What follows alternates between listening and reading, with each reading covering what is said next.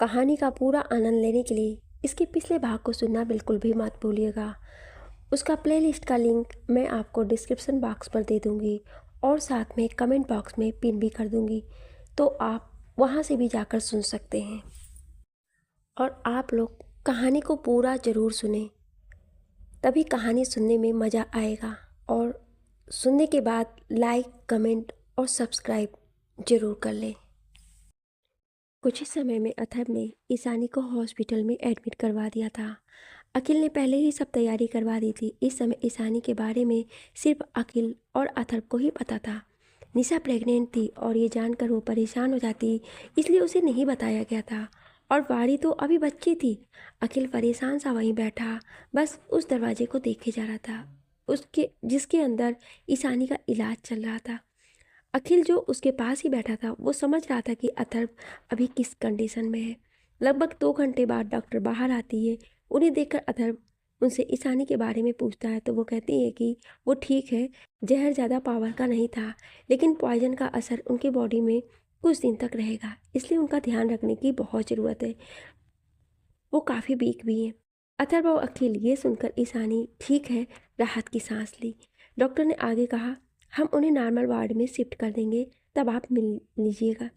अथर्व ने कहा कि वो ईशानी को अपने घर ले जाना चाहता है, तो डॉक्टर कहती है कि ऐसा नहीं हो सकता है। तो अथर्व ने उन्हें कहा कि वो घर पर ही सब अरेंजमेंट करवा देगा। अब उसकी बात को टाल सके ऐसा करने की हिम्मत किसी में कहाँ थी। डॉक्टर ने भी हाँ कहा और वो वहाँ से चली गई। उनके जाने के बाद अखिल ने अथर्व से पूछा कि ये सब कैसे हुआ। उसकी बात पर अथर्व याद करने लगा कि जब वो ऑफिस में था तब तो ईशानी ठीक थी, और जब तभी अथर्व को कुछ क्लिक हुआ। उसने तुरंत अपना फ़ोन निकाला और किसी को फ़ोन करके कुछ इंस्ट्रक्शन दिया। फिर वो अखिल को ये कहकर कि उसे घर पर होना चाहिए, ये बोल वो उसे घर भेज दिया और ईशानी के वार्ड में चला गया। वहीं घर पर सांची अपने कमरे में खुश थी। उसने खुद से ही कहा, थोड़ी देर फिर तुम मेरे अथर्व की ज़िंदगी से हमेशा हमेशा के लिए आउट हो जाओगी, क्योंकि तुम तब इस दुनिया से ही आउट हो जाओगी। ये बोल वो ज़ोर ज़ोर से हंसने लगती है। तभी उसके फ़ोन पर एक कॉल आती है, जिसे अटेंड करने के बाद दूसरी ओर की बातें सुनकर उसके चेहरे पर परेशानी की लकीरें आ जाती हैं। वो खुद से ही कहती है, मुझे जल्द से जल्द कुछ करना होगा, नहीं तो पता नहीं क्या हो जाएगा। अगर अथर्व को पता चल गया कि मैंने ही ईशानी के खाने में पॉइजन मिलाया था तो वो मुझे जान से मार डालेगा। वो खुद से ही कहती है, मुझे कुछ सोचना होगा। इस समय सांची के चेहरे पर डर की लकीरें थी। रात के 10 बजे के करीब अखिल मेंशन वापस आता है तो उसे निशा हॉल में ही बैठी दिखाई देती है। अखिल उसे देखकर कहता है, तुम अब तक जग क्यों रही हो? तुम्हारा इतनी देर तक जागना ठीक नहीं है। उसकी बात पर निशा कहती है कि उसे नींद नहीं आ रही थी तो यहाँ बैठ गई। अखिल ने उससे बाड़ी के बारे में पूछा तो निशा ने बताया कि वो मनु के साथ है, उन दोनों की बहुत बन रही है। अखिल पूछता है, ये मनु कौन है? तो निशा कहती है, मानुसी का निक नेम है। तो अखिल कहता, ओके, अब चलो तुम भी आराम करो और मेरी गुड़िया को भी आराम करने दो। अखिल के मुंह से गुड़िया सुनकर निशा कहती है, तुम्हारी गुड़िया? तो अखिल उसके पेट पर हाथ रखकर कहता है, हाँ मेरी ये गुड़िया। निशा कहती है, अच्छा तुम्हें बड़ा पता है कि वो गुड़िया है? उसकी बात पर अखिल कहता है, हाँ मुझे पूरा यकीन है कि हमारी गुड़िया ही आएगी। निशा मुस्कुरा देती है। फिर दोनों सोने चले जाते हैं। वहीं साची उनके निकलने के बाद चुपके से सारे हॉल में नज़र घुमाती है, तो वो बहुत ही ध्यान से चारों ओर देख रही थी। वो जानती थी कि ये पूरा मेंशन काफ़ी एडवांस टेक्नोलॉजी से बना हुआ है, तो उसे जो भी करना होगा बहुत ही सोच समझ कर करना होगा। फिर वो अपने कमरे में जाकर कुछ सोचने लगती है। उसने खुद से ही कहा, मेरे पास बस कल तक का वक्त है, मुझे कुछ करके अपना प्लान पूरा करना होगा, नहीं तो बहुत बुरा हो जाएगा। रात के 2 बज रहे थे। बाड़ी के कमरे में कोई धीरे से दरवाज़ा खोलकर अंदर आता है। उसने एक मेड की ड्रेस पहन रखी थी। उसका चेहरा मास्क से ढका हुआ था। वो धीरे से बेड की ओर बढ़ती है और देखती है कि बाड़ी और मानुसी एक दूसरे को हक करके सोई हुई है। उसने बाड़ी को मानुसी से अलग किया और उसे उठाकर जाने को हुई कि पीछे से एक आवाज़ आती है, कौन हो तुम? यहाँ हॉस्पिटल में ईशानी को होश आ चुका था। अथर्व उसके पास ही था। ईशानी ने उसे देखकर कहा, अर्थ। उसकी आवाज़ सुनकर अथर्व ने उसकी ओर देखा तो उसकी आंखें लाल थीं। ईशानी ने उसे ऐसे देखकर कहा, क्या हुआ अर्थ, आप ऐसे? उसके ऐसा कहते ही अथर्व ने उसके सर को हल्के से चूम कर कहा, तुम ठीक हो? सब कुछ ठीक है। ईशानी को अब कुछ पूछना ठीक नहीं लगा। उसने अथर्व को देखा और बेड पर एक साइड सरक गई। अथर्व उसे देखकर समझ गया कि वो क्या चाहती है, तो उसके बगल में लेट गया। उसने अपना एक हाथ ईशानी की ओर किया तो ईशानी उसके हाथ पर अपना हाथ रखकर अपनी आंखें बंद कर ली। अथर्व उसे अभी भी देखे जा रहा था। कुछ चल रहा था उसके मन में, लेकिन क्या, ये तो आने वाला समय ही बताने वाला था। अगली सुबह अथर्व ईशानी को लेकर मेंशन पहुंच गया। कोई भी अभी तक हॉल में नहीं आया था। अथर्व ने ईशानी को हॉल में बिठाया और एक मेड से अखिल और निशा के बारे में पूछा तो उसने बताया कि आज निशा को बहुत उल्टियां हो रही हैं। तभी उन्हें निशा और अखिल नीचे आते हुए दिखे। निशा का चेहरा अभी भी मुरझाया हुआ था। अखिल उसे लेकर हॉल में बिठा देता है। तभी निशा की नज़र ईशानी पर गई तो उसे कुछ ठीक नहीं लगा। उसने पूछा, ईशु तू ठीक तो है ना? उसके बाद पाथर ने कहा कि कुछ भी नहीं, बस उसे रात भर हॉस्पिटल में कुछ काम था तो वो थक गई है। निशा ने कहा, तू ना थोड़ा अपना भी ध्यान रखा कर। अथर ने उसे देखकर कहा, एक काम करो, तुम रूम में चलकर आराम करो। ये बोल वो ईशानी को लेकर जाने लगता है तो अखिल कहता है कि वो निशा को लेकर हॉस्पिटल जा रहा है चेकअप के लिए। अथर भी हाँ में सिर हिलाकर ईशानी को लेकर चला जाता है। अथर भी ईशानी को रूम में लेकर बेड पर बैठता है और सोने को कहता है। ईशानी भी उसकी बात पर मानकर सो जाती है। अथर्व ने देखा कि ईशानी जल्दी ही गहरी नींद में सो गई है तो वो वहाँ से सीधा वाड़ी के कमरे में चला जाता है। अथर्व जब वाड़ी के कमरे में जाता है तो वहाँ का नज़ारा देखकर उसकी आंखें हैरानी से बड़ी हो जाती हैं। वही मानव के घर पर मानव को अभी तक पता नहीं चला था कि मानसी कहाँ है। उसने अभी तक अपनी पूरी ताकत लगा दी थी। उसे बार बार सांची का कॉल आ रहा था जो वो इग्नोर कर रहा था। उसे इस समय सांची से कोई मतलब नहीं था। उसे इस समय बस अपनी बहन चाहिए थी। वहीं सांची एक फ्लैट में बैठी गुस्से से अपने फ़ोन को देख रही थी। उसे मानव पर बहुत गुस्सा आ रहा था। सांची इस समय डरी हुई थी। उसके सामने एक लड़की और बैठी हुई थी। उसने उसे देखकर कहा, तुम इतना डर क्यों रही हो? हम यहाँ हैं, इसका पता किसी को भी नहीं चल सकता है। किसी को भी इस बात की भनक नहीं लगेगी कि हमने ये सब किया है। अब बस तुम उस ईशानी की बर्बादी देखने को तैयार हो जाओ। सांची अपने सामने बैठी लड़की को देखती है जो कोई और नहीं बल्कि सानिया थी। सांची ने सानिया से कहा, मैं ईशानी से इसलिए नफरत करती हूँ कि उसने मुझसे मेरे अथर्व को छीना है। लेकिन तुम्हारा कुछ समझ नहीं आता है, तुम उससे क्यों नफरत करती हो? जहाँ तक मुझे पता है कि तुम तो उसकी सबसे अच्छी दोस्त थी ना, तो तुम्हारी उससे क्या दुश्मनी है? उसकी बात पर सानिया कहती है, वो मेरी कोई दोस्त नहीं है, मुझे नफरत है उस बिच से। हमेशा से मैं उसे नफरत करती आई हूँ। उसे हमेशा सब कुछ बेस्ट मिला।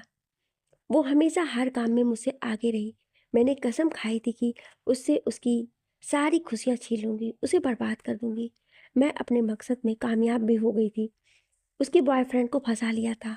वो पागल भी मुझे पाकर उसे धोखा देने और जान से मारने को तैयार था।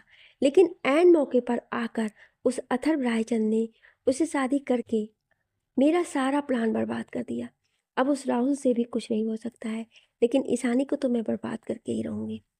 सांची ने खुद से ही कहा, ये लड़की ईशानी से सिर्फ इसलिए नफरत करती है क्योंकि ये उससे कभी आगे नहीं निकल पाई। खैर, जो भी हो, मुझे क्या, मुझे बस ईशानी को अपने रास्ते से हटाना है और उसके लिए ये बेवकूफ़ मेरा मोहरा बनेगी। ये बोल वो अपने मन में कही रही थी कि सान्या पर। वहीं अथर्व हैरान सा वाड़ी के कमरे के बाहर खड़ा था क्योंकि वाड़ी का कमरा पूरी तरह से अस्त व्यस्त था। वो जल्दी से कमरे में जाकर देखने लगता है तो उसे बाथरूम से कुछ आवाज़ आती है। वो जल्दी से बाथरूम में जाकर देखता है तो उसे वहाँ पर ज़मीन पर मानुसी मिलती है जिसके सर पर चोट का निशान था। वो बेहोश थी। अथर्व जल्दी से जाकर उसे उठाकर बेड पर लेटाता है और उसके चेहरे पर पानी की छींटे मारता है जिससे मानुसी को हल्का हल्का होश आने लगता है। मानुसी जैसे ही अथर्व को देखती है वो उससे कहती है, भाई आप प्लीज़ बाड़ी बाड़ी को बचा लीजिए। वो उसे ले गई। मैंने बहुत कोशिश की लेकिन किसी ने मेरे सर पे मारा है और मैं। मानुसी ये सब भी बहुत मुश्किल से बोल पा रही थी। अथर्व ने जब ये सुना कि बाड़ी को किसी ने किडनैप कर लिया है तो वो गुस्से से बोलता है, किसकी इतनी हिम्मत हो गई कि मेरे घर में आकर मेरी बच्ची को ले गया? अथर्व ने देखा कि मानुसी फिर बेहोश हो गई है तो उसने एक मेड को बुलाकर उसे मानुसी को ध्यान रखने को कहा और फिर सिक्योरिटी रूम में चला गया।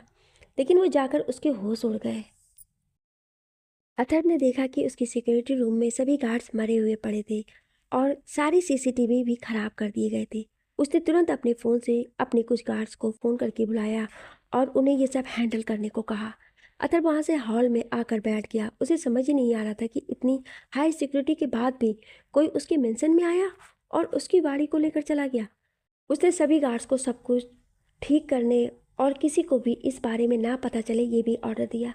अतर्व वहाँ से अपने स्टडी रूम में गया। वहाँ उसने अपने लैपटॉप उठाया और उसमें कुछ करने लगा। उसके ऐसा करते ही लैपटॉप की स्क्रीन पर एक वीडियो चलने लगा।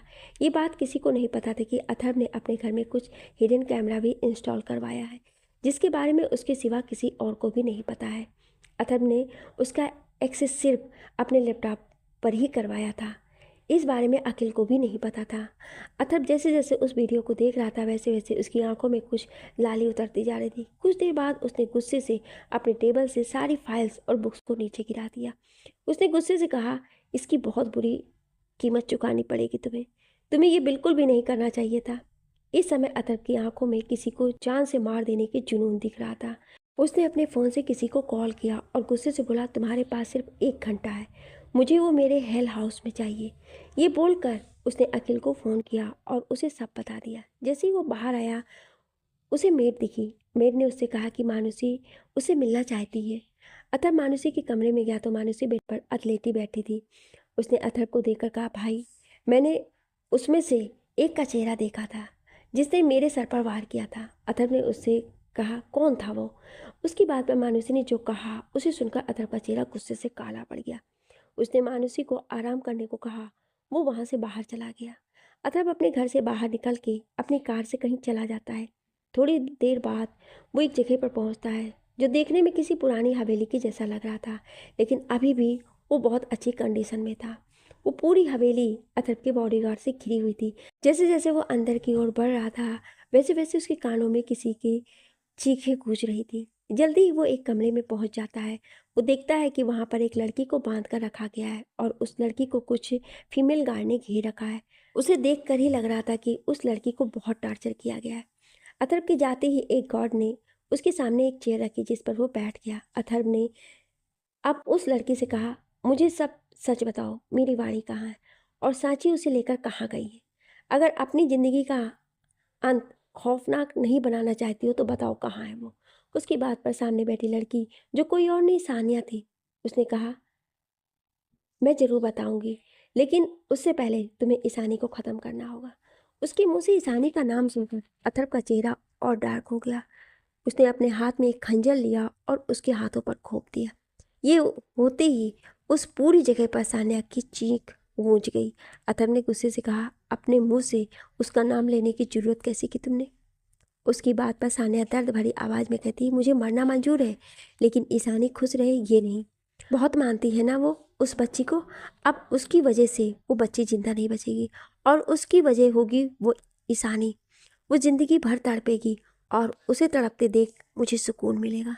ये बोल वो हंसने लगती है। अथर्व गुस्से से अपनी गन निकालकर उसकी सारी गोलियां सान्या पर एक के बाद एक चला देता है। इसी के साथ सान्या का अंत हो जाता है। लेकिन अभी भी अथर्व को बाड़ी के बारे में कुछ भी पता नहीं चल पाता है। अथर्व गुस्से से इधर उधर घूम ही रहा था कि तभी उसके फ़ोन पर एक कॉल आती है। वो देखता है कि उसके मेंशन का नंबर है तो वो झट से फ़ोन उठाता है। उधर से एक मेड घबराई हुई आवाज़ आती है जो अथर्व से कहती है कि ईशानी कहीं जल्दी जल्दी भागती हुई निकल गई हैं। उसने उसे रोकने की कोशिश की लेकिन वो नहीं रुकी। ये सुनकर अथर्व और परेशान हो गया। वो जानता था कि ईशानी की जान अभी भी खतरे में है। अभी तो कुछ घंटे पहले वो मौत के मुंह से बाहर आई है और अब कहाँ जा सकती है वो? अथर्व ने अखिल को फ़ोन किया तो उसका फ़ोन नहीं लग रहा था। उसने निशा की ट्राई किया तो उसका भी नहीं लगा। अथर्व ने अखिल के बॉडीगार्ड्स को फ़ोन किया तो किसी का भी फ़ोन नहीं लग रहा था। अथर्व समझ गया कि सब ज़रूर किसी मुसीबत में है। वो अपने खास आदमी को फ़ोन करने ही जा रहा था कि उसके फ़ोन पर एक नोटिफिकेशन आती है। जब वो उसे चेक करता है तो उसमें एक वीडियो थी। जैसे ही वो उसे प्ले करता है उसे देखकर वो शॉक्ड रह जाता है। जैसे ही वो वीडियो ख़त्म होता है एक और मैसेज आता है जिसमें लिखा था, अगर इन्हें ज़िंदा देखना चाहते हो तो इस काली घाटी पर पहुंच जाओ। अथर्व तुरंत फ़ोन रखता है और वहां से काली घाटी के लिए निकल जाता है। वो अपनी कार बहुत ही स्पीड से चला रहा था। उसके चेहरे पर दुनिया जहां का गुस्सा तैर रहा था। उसने खुद से कहा, ये तुमने बिल्कुल भी ठीक नहीं किया, इसकी सज़ा तुम्हें मिलकर रहेगी। आज तुम्हारी मौत निश्चित है। मैं आ रहा हूँ तुम्हारी मौत बनकर। ये बोल उसने अपनी कार को फुल स्पीड में चला दिया। लगभग 15 मिनट में ही वो कालीघाटा पहुँच गया। अथर्व गुस्से से अपनी कार रोकता है। उसने इतनी जोर से कार रोका था कि कार धूल उड़ाती हुई गोल गोल घूम गई। अथर्व गुस्से से अपनी कार से निकला। उसने इस वक्त अपने हाथों में अपनी गन ले रखी थी जिससे वो फायर किए जा रहा था। तभी उसे एक आवाज़ आती है, अरे अथर्व, इतना गुस्सा करना सेहत के लिए अच्छा नहीं है, तुम्हारी और ना ही तुम्हारे अपनों के लिए। ये आवाज़ सुनते ही अथर्व रुक जाता है। वो अपनी नज़रें चारों ओर घुमाता है और देखता है तो वहाँ पर बहुत से आदमी थे जिन्होंने निशा, वाणी और अखिल को पकड़ा हुआ था। अखिल को कुछ चोटें भी आई थी। वहीं एक और सांची खड़ी थी।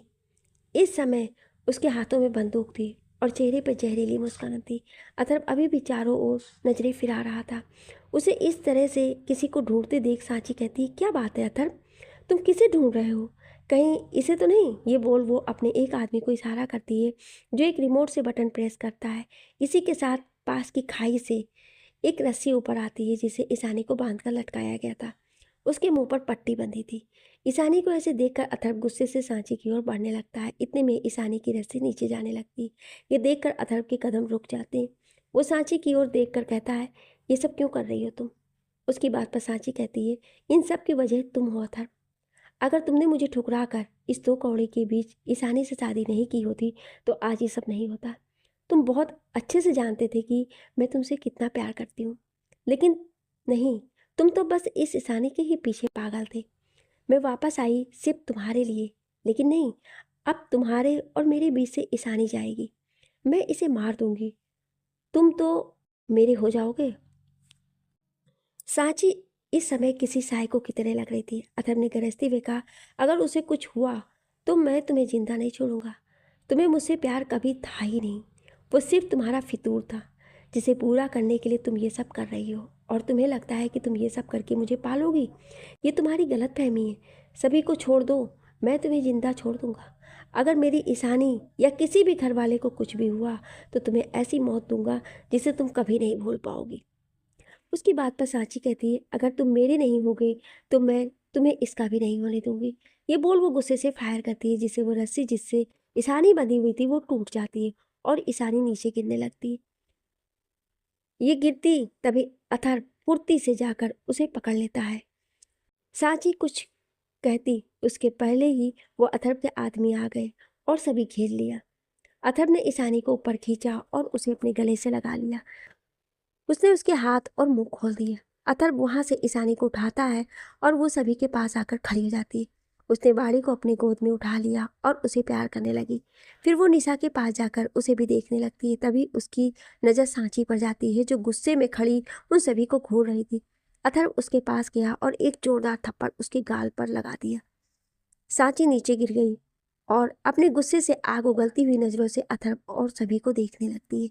अथर्व कहता है, तुम्हें एक बार के लिए ये सब करने के लिए माफ भी कर देता, लेकिन तुमने आज अपनी हद पार कर दी। तुम्हें देखकर यकीन ही नहीं होता है कि तुम में अंकल का खून है। तुम एक निहायती गिरी हुई लड़की हो जिसे लड़की होने पर भी शर्म आनी चाहिए। सांची गुस्से से खड़ी होती है और अथर्व के करीब आकर कहती है, ये सब बस तुम्हारी वजह से हुआ। क्यों तुम्हें मेरा प्यार नहीं दिखता है? क्यों तुम मुझे नहीं अपना सकते हो? आखिर इस ईशानी में क्या है जो मुझ में नहीं है? मैं तुमसे प्यार करती हूँ, सिर्फ तुमसे, लेकिन तुम इस ईशानी के आगे मुझे नहीं देखते। फिर वो एक खतरनाक मुस्कान के साथ कहती है, अगर तुम मेरे नहीं हुए तो मैं तुम्हें किसी और का नहीं होने दूंगी, किसी का भी नहीं। कोई कुछ समझ पाता उसके पहले ही सांची अथर्व को धक्का देती है और उसके साथ नीचे कूद जाती है। वो दोनों खाई के पास ही थे। ये होते ही सभी जोर से चीखने की आवाज़ आती है, अथर्व, भाई, बड़ी, आर्त। सभी भागकर खाई के पास जाते हैं लेकिन उन्हें वहाँ कोई नहीं दिखता है। ईशानी, नहीं नहीं कहते हुए पीछे जाने लगती है और अर्थ बोलकर जोर से चीखती है। इसी के साथ वो बेहोश हो जाती है। लगभग 1 घंटे बाद अस्पताल के एक एरिया में बहुत सारे गार्ड तैनात थे। उसी अस्पताल के कॉरिडोर में अपने सर को पकड़कर अखिल बैठा हुआ था। उसकी आंखें लाल थी। अभी अभी तो उसकी ज़िंदगी में खुशियाँ आई थीं कि वो पिता बनने वाला है, लेकिन उससे ये खुशियाँ भी छीन गईं। अखिल अपने सर पर हाथ रखकर बैठा हुआ था जहाँ उसे उसके बच्चे के ना रहने का दुख था। वहीं ईशानी को अभी तक होश नहीं आया था और दूसरी ओर अथर्व का भी अभी तक कुछ पता नहीं चला था। पुलिस की ट्रेन मिलिट्री की टीम और उसकी खुद के पर्सनल बॉडीगार्ड भी उसे ढूंढ रहे थे, लेकिन अभी तक कोई पता नहीं चला था। अखिल अपने सिर पर हाथ पकड़े बैठा ही था कि एक आदमी उसके पास आता है और वो देखता है कि वो आदमी कोई और नहीं बल्कि इस शहर का एसपी है। वो वहाँ जाकर अखिल के सामने सर झुकाता है और कहता है, सर, हमने बहुत कोशिश की लेकिन मिस्टर रायचंद की बॉडी हमें नहीं मिली और जिस एरिया में उनको गिरने के सारे संकट थे उस एरिया में सभी जंगली जानवरों का राज है। वहाँ से आज तक कोई भी बच के नहीं आया है। हमें मिस सांची की बॉडी मिली है, लेकिन वो भी आधी खाई हुई। जिस एरिया में वो गिरी थी वो एरिया खूंखार आदमखोर शेरों का था और मिस सांची को भी किसी शेर ने ही खाया था। हमें बहुत ही दुख के साथ कहना पड़ रहा है कि शायद मिस्टर रायचंद अब इस दुनिया में नहीं रहे। ये सुनकर तो अखिल के पैरों तले जमीन ही खिसक गई। उसे तो समझ ही नहीं आ रहा था कि अब वो कैसे संभालेगा। एक तरफ उसके बच्चे के जाने की वजह से उसे निशा को संभालना था, वहीं अथर्व के जाने की वजह से उसे पूरे परिवार को भी संभालना पड़ेगा, क्योंकि वो पूरे परिवार की जान था। और ईशानी ईशानी को वो क्या कहेगा? उसे तो वो अपनी बहन की तरह मानता था, लेकिन उसे वो कैसे बताएगा कि अब उसका सुहाग नहीं रहा। अखिल बहुत ही ज़्यादा परेशान था। उसे समझ नहीं आ रहा था कि वो क्या करे। अभी तक मिस्टर कपूर भी आ चुके थे। उन्हें भी अथर्व, ईशानी और निशा के साथ हुए हादसे के बारे में पता चल चुका था। मिसेस कपूर तो अपना सर पीट पीट के रो रही थी और मिस्टर कपूर की आंखें भी नम थी। अभी कुछ ही महीना पहले तो उनकी बेटी की शादी हुई थी। अभी कुछ समय पहले ही तो पता चला था कि उनकी बेटी ने उस शादी को अपना लिया है और वो भी अथर्व से प्यार करती है। उन लोगों ने अपनी बेटी की आंखों में अथर्व के लिए बेशुमार प्यार देख लिया था और वो ये भी समझ गए थे कि अथर्व के बिना अब वो नहीं रह सकती है। लेकिन अब वो उसे कैसे संभालेंगे? वो सभी अभी बैठे हुए आंखों में आंसू लिए सब कुछ सोच ही रहे होते हैं कि ईशानी के वार्ड से चीखने की आवाज़ आने लगती है। अखिल के साथ मिस्टर कपूर भी उस वार्ड में जाते हैं तो वहाँ का नज़ारा देखकर उनकी आंखें नम हो जाती हैं, क्योंकि ईशानी को कई सारे लोगों ने पकड़ रखा था। वो खुद को छुड़ाने की कोशिश कर रही थी और बार बार यही कह रही थी कि मुझे मेरे आपके पास जाना है। वो मुझे बुला रहे हैं, वो उस घाटी में हैं, मुझे बुला रहे हैं, मुझे जाना है, छोड़ो मुझे। ये कहकर वो खुद को छुड़ाने की कोशिश कर रही थी और बहुत ही ज़्यादा पैनिक कर रही थी। वो डॉक्टर के संभाले में नहीं आ रही थी। उसे इस तरह से देखकर मिसेस कपूर फपक फपक कर रोने लगी। तभी एक डॉक्टर ने एक इंजेक्शन निकाला और उसे ईशानी को लगा दिया। उसे इंजेक्शन के लगते ही ईशानी शांत हो गई और धीरे धीरे उसकी आंखें बंद हो गईं और वो बिस्तर पर निढाल होकर गिर गई। अखिल नम आंखों से बाहर आता है, तभी उसे सामने अस्पताल के कपड़ों में निशा खड़ी दिखाई देती है। उसकी आंखें भी नम थीं। वो अपने धीमे कदमों के साथ अखिल के पास आती है और उसके सीने से लगकर जोर जोर से रोने लगती है। वो रोते हुए कह रही थी, अखिल बता दो कि ये सब झूठ है, हमने हमारा बच्चा नहीं खोया है। और भाई, भाई भी ठीक है ना? बताओ ना, बोलो ना प्लीज़ अखिल, बोल दो ये सब झूठ है। अखिल बोलो ना। अखिल उसे अपने बाहों में भरे हुए खड़ा था, उसके बालों को फैलाया जा रहा था। उसने कांपते हुए होठों से कहा, काश ये सब झूठ होता, लेकिन ये सच है कि हमारा बच्चा हमारे बीच नहीं रहा। और ना ही इसके आगे के शब्द उससे बोले ही नहीं जा रहे थे। अखिल की बातें सुनकर निशा का रोना बढ़ गया। वो काफ़ी देर तक उसके सीने से लगे हुए रोती रही और फिर अचानक से बेहोश होकर उसकी बाहों में ही झूल गई। अब तक वाणी को लेकर मानुषी भी हॉस्पिटल आ चुकी थी। उसे भी सारी बातें पता चल चुकी थी। उसके लिए आंखों में नमी भरी हुई थी। कुछ ही दिनों में उसने अथर्व को अपने बड़े भाई जैसा समझ लिया था। ये पूरा परिवार उसे अपना मानने लगा था और वो भी पूरे परिवार को अपना मानती थी। पाड़ी उसके सीने से लगे हुए रो रही थी। मानुषी उसे संभाल रही थी। मानुषी को समझ में नहीं आ रहा था कि वो क्या करे। आखिर वो ठीक भी तो अभी सिर्फ एक 20 साल की बच्ची ही थी। वो ईशानी के वार्ड में बैठी हुई थी, जो इस समय बेहोशी की हालत में थी। एक तरफ बाड़ी थी और दूसरी तरफ मानुषी। लेकिन तभी उसे वार्ड का दरवाज़ा खुलता और सामने खड़े शख्स को देखकर उसकी आंखें हैरानी से बड़ी हो जाती हैं। यही हाल सामने खड़े शख्स का भी था। मानुषी अभी भी अपने सामने खड़े शख्स को देख रही थी, जो कोई और नहीं, उसका भाई मानव था। मानुषी के चेहरे पर एक मुस्कान आ जाती है और वो जाकर मानव के मानो से लिपट जाती है। मानो भी उसे देखकर एक सुकून महसूस कर रहा था। आखिर उसके लिए उसकी बहन भी बहुत इम्पोर्टेंट थी। उसने मानुषी को खुद से अलग किया और उससे पूछा कि आखिर वो कहाँ थी अब तक। उसके पूछने पर मानुषी ने उसे सब सच बता दिया, और ये भी कि कैसे वो ईशानी और अथर्व से मिली और कैसे सांची ने अथर्व और पूरे परिवार को परेशान किया। और आज अथर्व सबके बीच नहीं रहा। जहाँ मानो को ईशानी और मानुषी को चोट पहुँचाने पर सांची पर गुस्सा आता है, वहीं उसे ये सुनकर बहुत ही खुशी होती कि अथर्व अब नहीं रहा। मतलब अब ईशानी सिर्फ उसकी हो सकती है। उसे ये मौका बहुत अच्छा लगा और अथर्व के परिवार में उसके पहुंचने की सीढ़ी उसकी बहन बनने वाली थी। उसने मानसी को शांत कराया और बाड़ी के पास जाकर उसे पूछता है, क्या हुआ बेबी, आप रो क्यों रहे हो? उसकी बात पर बाड़ी कहती है, मम्मा को क्या हुआ अंकल, वो उठ क्यों नहीं रही है? और बड़ी कहाँ चले गए? ये बोल वो फिर से रोने लगी। मानो को उसकी आवाज़ किसी कांटे की तरह चुभ रही थी, लेकिन अभी उसे नाटक करना था तो उसने बाड़ी को अपने गले लगा लिया। फिर वो जाकर अखिल और निशा से मिला और उनके सामने भी उसने वही नाटक किया। वो उनके पास ही बैठा था। इस समय ईशानी के वार्ड में कोई नहीं था। अखिल और मानो बात ही कर रहे थे कि एक नर्स भागती हुई आती है और सबसे कहती है कि ईशानी अपने वार्ड में नहीं है। ये सुनकर सभी परेशान हो जाते हैं। निशा, मानुषी और वाड़ी को छोड़कर मानो और अखिल ईशानी को ढूंढने लग जाते हैं। वो दोनों उसे ढूंढ ही रहे होते हैं कि अखिल के फ़ोन पर एक कॉल आती है। अखिल देखता है कि ये उसके बॉडीगार्ड की कॉल है जो ईशानी के वार्ड के पास था। अखिल ने तुरंत फ़ोन उठाया और कुछ बात करने लगा। मानो ने अखिल से पूछा, पता चला? उसकी बात पर अखिल उससे कहता है, भाभी का पता चल गया। कुछ देर बाद अखिल और मानो काली घाटी के उसी पहाड़ी पर गए जहाँ से अथर्व गिरा था। ईशानी खाई के पास खड़ी थी। वो आगे बढ़ती तभी अखिल उसे पीछे खींच लेता है और उस ईशानी को खुद से छुड़ाते हुए कहती है, अखिल छोड़ो मुझे, मुझे मेरे अर्थ के पास जाना है, वो मुझे बुला रहे हैं। ईशानी बहुत पैनिक कर रही थी, लेकिन अखिल ने उसे नहीं छोड़ा। अचानक से ईशानी बेहोश हो जाती है। मानो वहीं खड़ा ये सब देख रहा था। उसने खुद से ही कहा, बस कुछ दिन तुम ये सब खुद दुख झेल लो, फिर तुम मेरी बाहों में होगी। ये बोल वो तिरछी मुस्कान दे देता है। फिर वो अखिल के पास आकर कहता है, अखिल हमें ईशानी जी को यहाँ से ले जाना होगा। अखिल भी उसकी बात पर हाँ में सिर हिलाता है और ईशानी को लेकर चला जाता है। उसने निशा को भी बता दिया ताकि वो परेशान ना हो।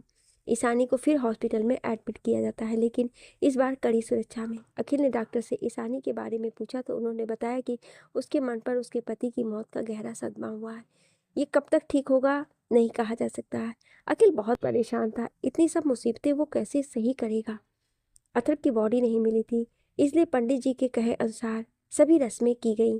अब तक निशा और ईशानी भी हॉस्पिटल से आ चुकी थी। निशा के मन में अपने बच्चे और भाई के होने का गम बहुत था, लेकिन फिर भी वो ईशानी का बहुत ध्यान रखती थी।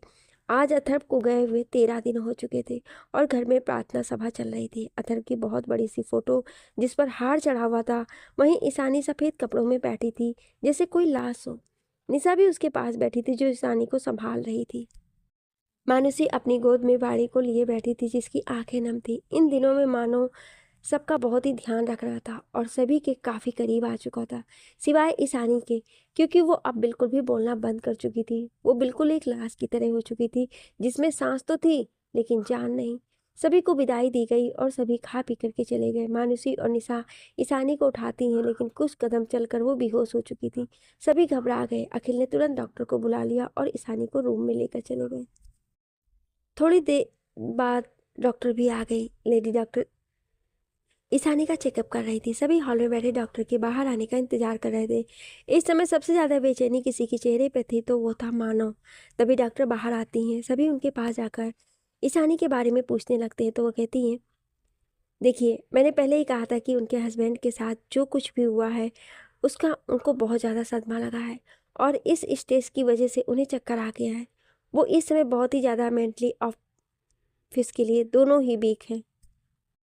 मैंने उनका ब्लड सैंपल ले लिया है चेकअप के लिए। बाकी बातें रिपोर्ट्स आने पर ही पता चल पाएंगे। अच्छा होगा कि आप उन्हें कुछ दिन बाद मेरे हॉस्पिटल आएँ ताकि मैं उनका बाकी का चेकअप कर सकूं। इतना बोलने के बाद डॉक्टर ने कहा कि उन्होंने ईशानी को इंजेक्शन दे दिया है। थोड़े समय में उन्हें होश आ जाएगा और जितना हो सके उन्हें खुश रखने की कोशिश करें और उनके आसपास पॉजिटिव माहौल बनाए रखें जिससे वो जल्दी ही रिकवर हो जाएंगी। अगर ऐसा नहीं हुआ तो वो डिप्रेशन में जा सकती हैं, जो उनकी हेल्थ के लिए बहुत ही ज़्यादा बुरा होगा। ये कहकर डॉक्टर वहाँ से चली गई। सभी के चेहरे पर इस समय परेशानी ही झलक रही थी। एक तो अथर्व की मौत का गम, ऊपर से ईशानी की ऐसी हालत। मिस्टर और मिसेस कपूर तो अपनी बेटी को लेकर परेशान हो गए थे। उन्हें तो समझ ही में नहीं आ रहा था कि क्या से क्या हो गया। मिसेस शर्मा बैठे बैठे सो रही थी। कैसे अभी कुछ दिनों पहले ही वो अपनी बेटी से बात कर रही थी और वो कितनी खुश नजर आ रही थी। उस समय उनके दिल को कितना सुकून मिला था। ज़बरदस्ती की ही सही, लेकिन एक सही इंसान के साथ उनकी बेटी की शादी होती है, जो उसे बहुत प्यार करता है, जिसके साथ वो बहुत खुश है। लेकिन आज इतना सब हो जाने के बाद उनका दिल तो अंदर ही अंदर टूटे जा रहा था। थोड़ी देर बाद मानव भी मानुषी को अपने साथ लेकर चला गया। मानव तो उसे लेकर नहीं जाना चाहता था, लेकिन सबके सामने उसने ऐसा ना जताते हुए मानुषी के बहाने रोज रोज उसके बिना आ सकता था। लेकिन जब मानुषी ने उसके साथ जाने की जिद कर दी थी तो उसे अपने साथ लेकर जाना ही पड़ा। घर में सभी बहुत ही ज़्यादा टेंशन में थे। अखिल जब अपने कमरे में आया तो उसे बेड पर निशा बैठी दिखाई दी। उसके हाथों में एक टेडी बियर था। उस टेडी बियर को देखकर उसे वो दिन याद आने लगा जब निशा की प्रेगनेंसी के बारे में पता चला था। और अगले ही दिन उसने ढेर सारे सॉफ्ट टॉयज लाकर उसके कमरे में सजा दिए थे। लेकिन उसके मिस कैरेज के बाद उसने उन सभी टॉयज को हटवा दिए ताकि उन्हें देखकर निशा अपने बच्चे को याद करके रोए ना। लेकिन निशा ने ये वाला टेडी नहीं हटवाने दिया था। निशा को इस तरह से गुमसुम देखकर अखिल की आंखें पनीली हो गई। लेकिन उसने अपने आंसुओं को खुद में जब्त कर लिया और कमरे में आकर उसने निशा के कंधे पर हाथ रखा। उसका स्पर्श पाकर निशा ने उसकी ओर देखा तो अखिल को देखकर वो उसके कमर में अपनी बाहों को लपेटकर अपना चेहरा उसके पेट पर लगाकर रो पड़ी। एक गलतफहमी की वजह से 10 साल तक अपने भाई से दूर रही और जब वो उससे मिली तो उसे छोड़कर इस दुनिया से चला गया। वो जो उसे तकलीफ ना हो इसके लिए उसने उसकी नफरत और कड़वी बातें सब सही। वो भाई आज दुनिया में नहीं रहा। निशा रोते हुए बोलती, अखिल मैंने इतने साल भाई को अपनी बातों से हर्ट किया, उन्हें इतनी कड़वी बातें की, शायद इसलिए मेरा बच्चा भी उन्हीं के साथ चला गया। ये सब मेरे कर्मों की सजा है। अखिल उसे समझा रहा था कि ऐसा नहीं है, लेकिन निशा के दर्द को वो कैसे कम करे। अपना बच्चा खोए उसने, माँ बाप से बढ़कर भाई को खोया और अब उसकी सबसे अच्छी दोस्त उसकी भाभी की ऐसी हालत। अखिल के लिए ये सब कुछ संभालना बहुत मुश्किल हो रहा था। उसने भी अपना बच्चा और एक भाई से बढ़कर दोस्त खोया था। वहीं घर के मंदिर में बाड़ी खड़ी थी। उसके हाथ में उसके सारे सब पैसे से वो एक एक करके उन्हें लाती और भगवान के पास रख रही थी। वहीं घर के मंदिर में बाड़ी खड़ी थी। उसके हाथ में बहुत सारे पैसे थे। सब पैसे वो एक एक करके उनके पास लाती और भगवान के पास रख रही थी। कुछ देर में उसने अपने सारे टॉयज भगवान के सामने रख दिया और उनसे हाथ जोड़कर कहने लगी, भगवान जी आप मेरे सारे टॉयज ले लो, मैं आपको अपनी सारी चॉकलेट दे दूंगी, लेकिन प्लीज़ मेरे बडी को वापस कर दो। देखो ना मम्मा कितना रो रही है। प्लीज़ भगवान जी मेरे बडी को भेज दीजिए प्लीज़। ये कह के वो हाथ जोड़कर खड़ी थी। उसकी आंखों से आंसू गिरे जा रहे थे। उसके पीछे मानुषी खड़ी थी। मानुषी के साथ मानव भी खड़ा था। वो उसे देखकर इरिटेट हो रहा था, लेकिन अपने चेहरे पर उसने बनावटी भाव बना रखे थे। मानुषी उसे देखकर रोते हुए उसके पास जाती है और उसे गले लगाकर कहती, बेबी आप चिंता मत करो, आपकी मम्मा ठीक हो जाएंगी। उसकी बात सुनकर ना जाने क्यों, लेकिन मानव के दिमाग में एक ख्याल आया।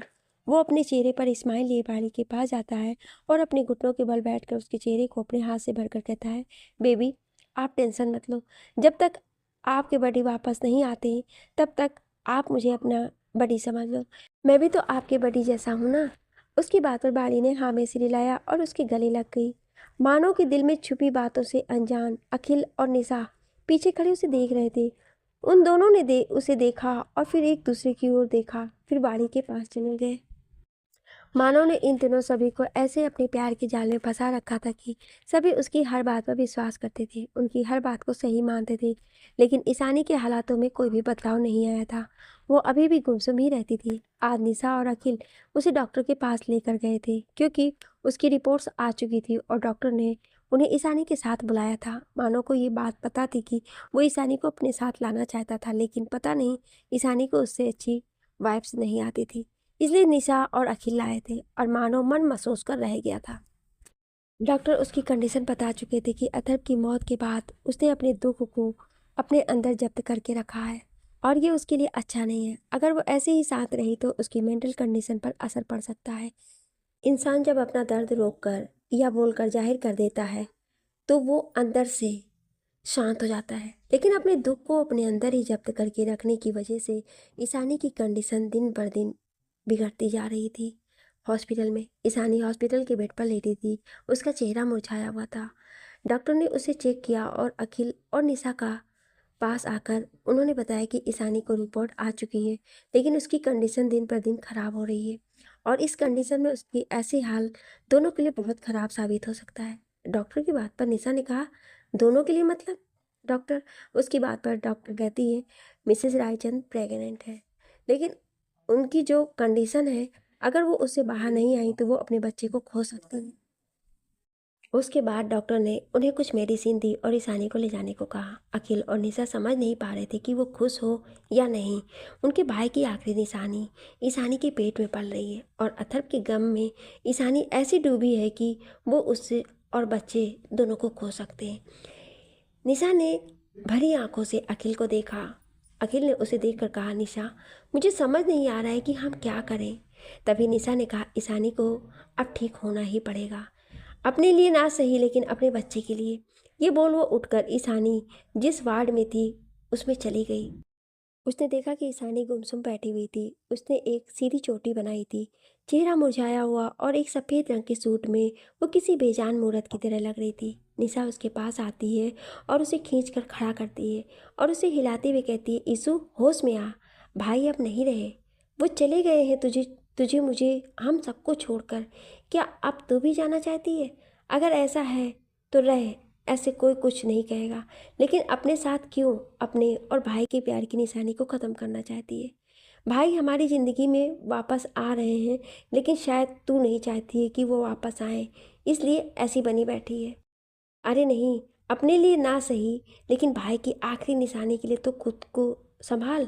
अपने अंदर पल रहे भाई के अंश के लिए तो जी सकती है, अपने और भाई के बच्चे के लिए प्लीज़ ईशानी, प्लीज़ ईशानी। ये बोलकर निशा भी रोने लगती है। तभी ईशानी का हाथ अपने पेट पर गया और वो निशा की ओर देखकर कहती है, मैं और अर्थ के प्यार की निशानी। उसके इतना कहते ही निशा ने उसकी ओर हाँ में सिर हिलाया। इसी के साथ ईशानी की आंखों से आंसू बहने लगे और वो फपक फपक कर रो पड़ी। उसे इस तरह से रोते हुए देखना ना तो अखिल को अच्छा लग रहा था और ना ही निशा को, लेकिन इस समय जो कंडीशन ईशानी की थी उसका दिल खोल कर रोना और अपना गम आंसुओं को जरिए बाहर निकालना बहुत ज़रूरी था, उसके लिए भी और उसके बच्चे के लिए भी। ईशानी को निशा ने संभाला हुआ था। वो उसके गले लगे काफ़ी देर तक रोती रही। फिर धीरे धीरे उसकी आंखें भारी होने लगी और वो सो गई। उसे सोया हुआ देखकर निशा ने उसे बेड पर अच्छे से सुलाया। फिर वो बाहर आ गई। एक जगह जहाँ चारों तरफ सफ़ेद धुआं फैला था, वहीं एक बेड पर ईशानी सो रही थी। तभी उसे एहसास होता है कि कोई उसका सर सहला रहा है, जिससे वो उठ जाती है। लेकिन जैसे ही वो अपनी आंखें खोलती है, उसके सामने अथर्व का मुस्कुराता सा चेहरा आता है। वो देखती है अथर्व उसे बेड के सिरहाने बैठा उसे ही देखकर मुस्कुरा रहा है। वो उठकर उसके गले लग जाती है। अथर्व भी उसे अपनी बाहों में समा लेता है। वो उससे गले लगकर रोने लगती है। वो अथर्व से अलग होती है और कहती है, अर्थ आप कहाँ चले गए थे मुझे छोड़कर? आप जानते हैं ना मैं आपके बिना नहीं जी सकती हूँ, प्लीज़ वापस आ जाइए ना, प्लीज़। उसकी बात पर अथर्व मुस्कुराकर उसका चेहरा अपने हाथों में भर कर एक प्यार भरा किस उसके माथे पर करके कहता है, मैं तुम्हें छोड़कर कहीं नहीं गया, बहुत जल्द तुम्हारे पास आने वाला हूँ। अथर्व तुम्हारे से दूर रह ही नहीं सकता है।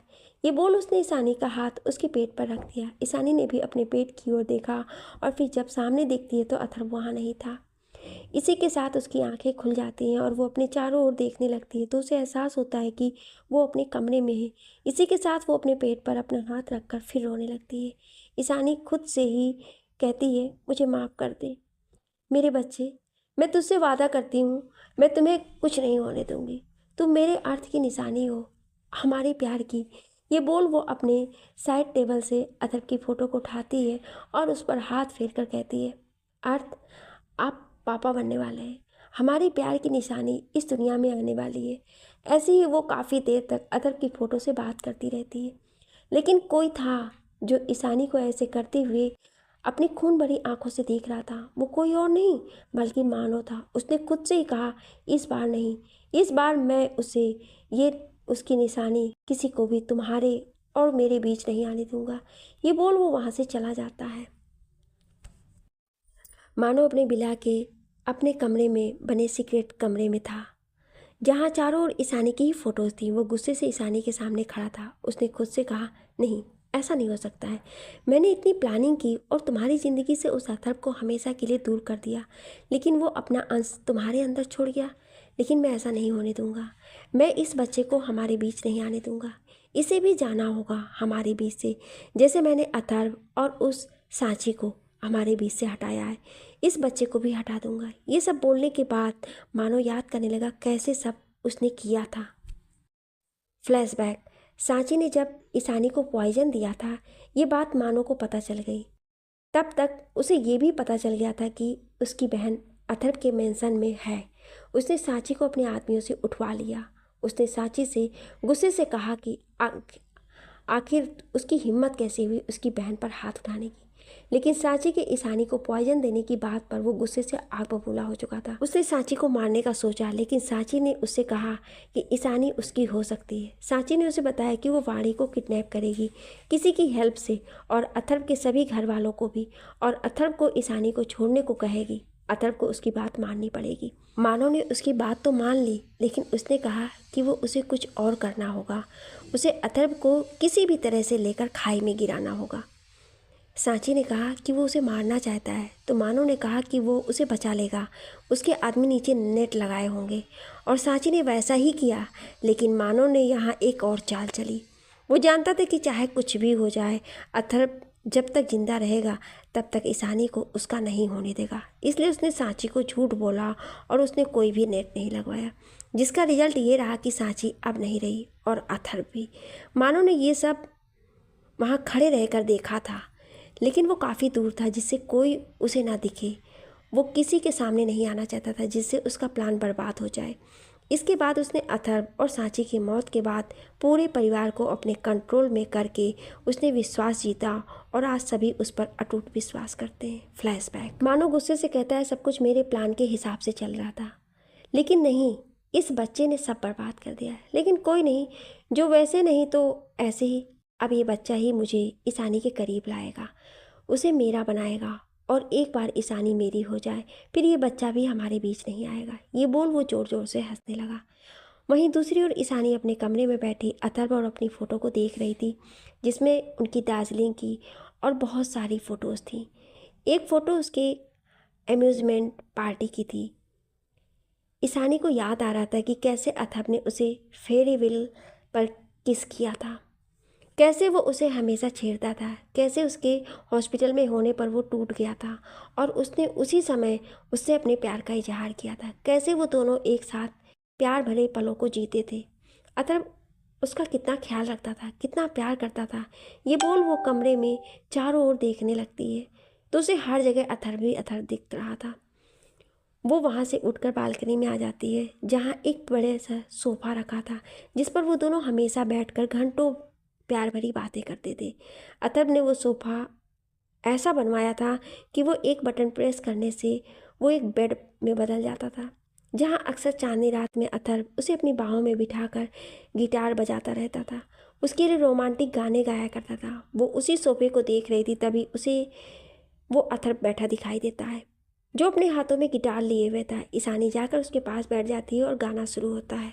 मिल जाते हैं जो प्यार में मर के भी, वो बिछड़ते नहीं, हम उन्हें भूल सकते नहीं, वो हमें भूल सकते नहीं, हो मिल जाते हैं।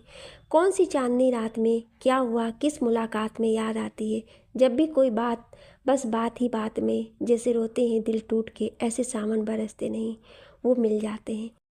गम की नज़रों पे छाया हुआ दर्द हंसते नज़ारों का है, दिल के बाहर है पतझड़ मगर दिल में मौसम बहारों का है।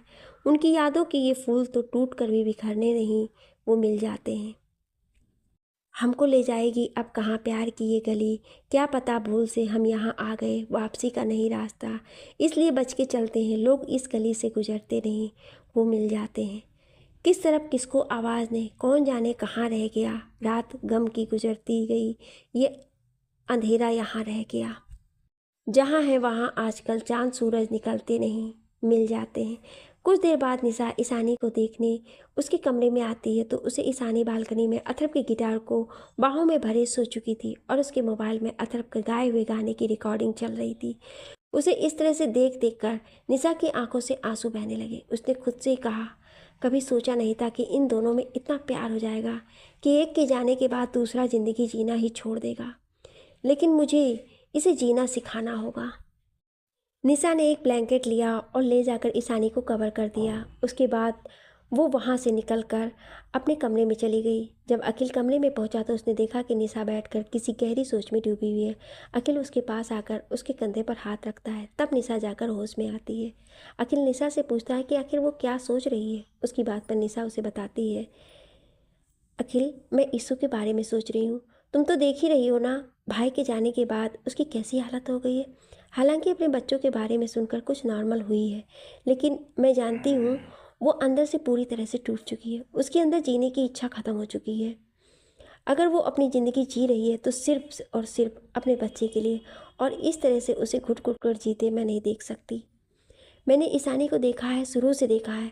वो एक जिंदा दिल लड़की थी, खुद भी जीती थी और दूसरों को भी जीने की उम्मीद देती थी। उसके हॉस्पिटल में न जाने कितने ऐसे पेशेंट आए थे जो अपनी ज़िंदगी से हार चुके थे, लेकिन ईशानी ने उन्हें जीने की एक नई उम्मीद दी, उन्हें जीना सिखाया, और आज वो खुद ऐसी ज़िंदगी में पहुंच गई है।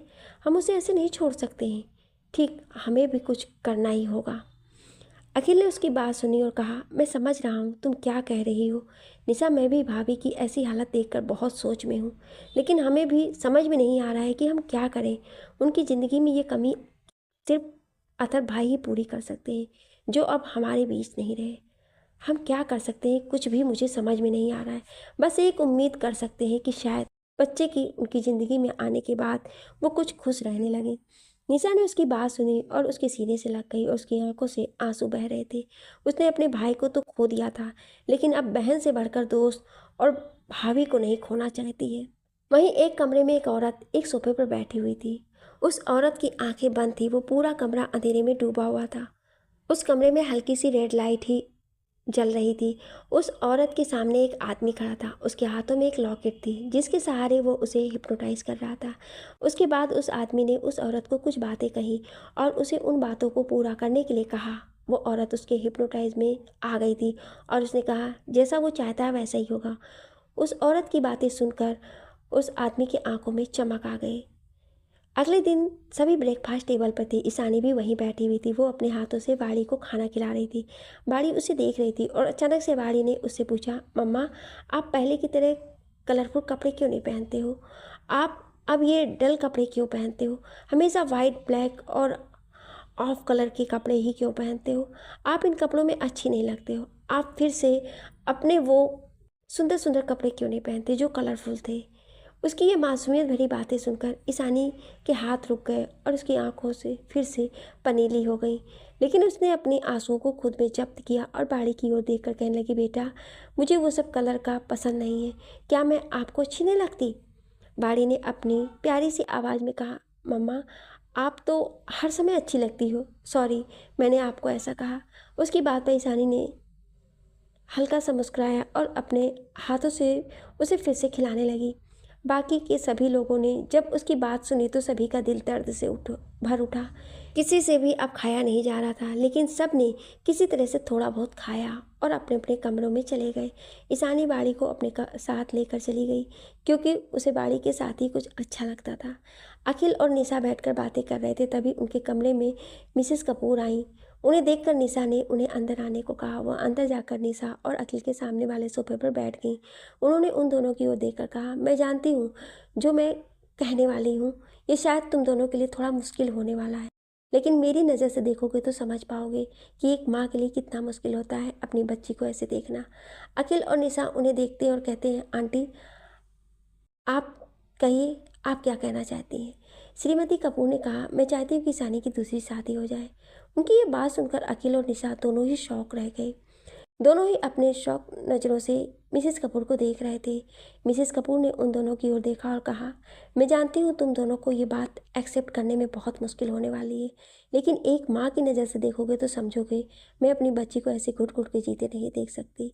अभी उसकी उम्र ही क्या है और एक बार उसके बच्चे के बारे में भी तो सोचो, क्या वो ज़िंदगी भर बिना पिता के रह पाएगा?